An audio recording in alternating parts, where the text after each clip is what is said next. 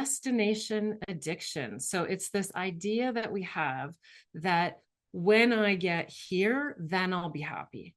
Right? When I finish school or get into the school that I want, or when I get married, or when I retire, or when I lose weight, or when I have kids, when the kids leave the house, and so on and so on and so on. But the problem is that the goalpost keeps moving. Right? Has anyone ever had that where you got something that you really worked hard towards and you were sure that you were going to find lasting happiness from that? And maybe it did at first, but it didn't take too long before it was just like the norm. I'm seeing some nods. So this is a very common human experience. And so this is what happens regularly. There's also a scientific term for it called the arrival fallacy. I have arrived and now I will be happy. But there are all kinds of things that get in our way of that being the truth. And one, coming back to, I think it was Miriam who asked about the hedonic set point.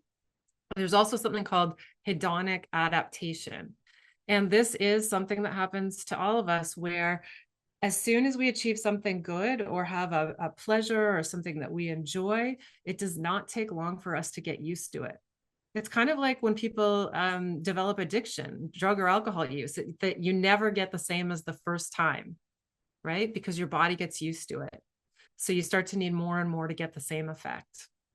The same is true of those good things in our life.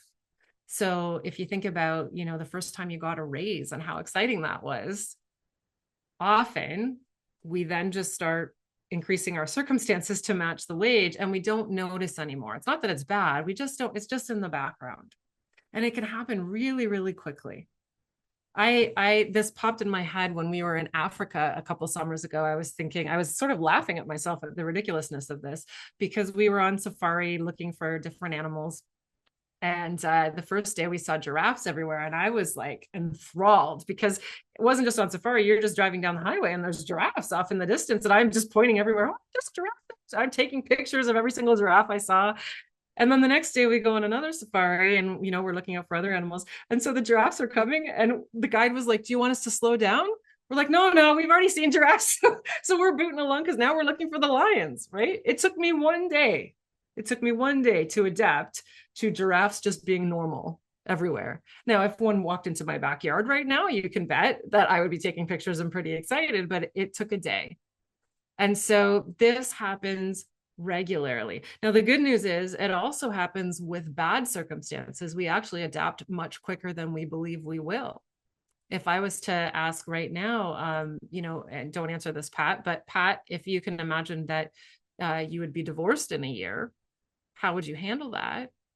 Typically, when people are asked that, they feel like I would be devastated. I wouldn't be able to get through. I can't imagine my life that way.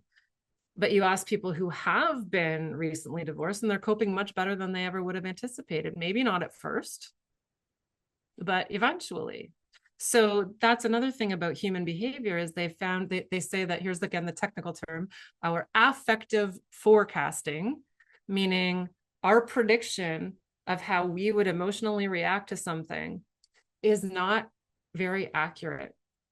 So how we think we would react in a certain situation often is not the truth because we're thinking about it from a certain position and context where we're at right now versus being in it.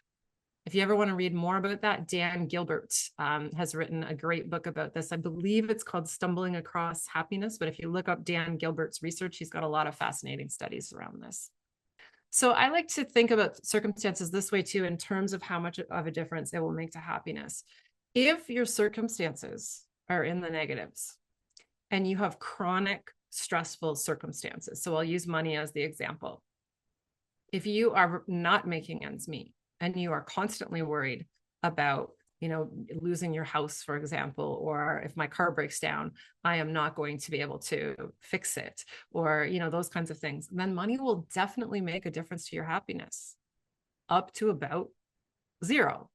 And what I mean by zero is that there is a certain amount that we hit where we're not stressed about money anymore, where we have enough, maybe not tons of extra, kind of like most of your happiest people that you identified, right? So it's no longer a stressor.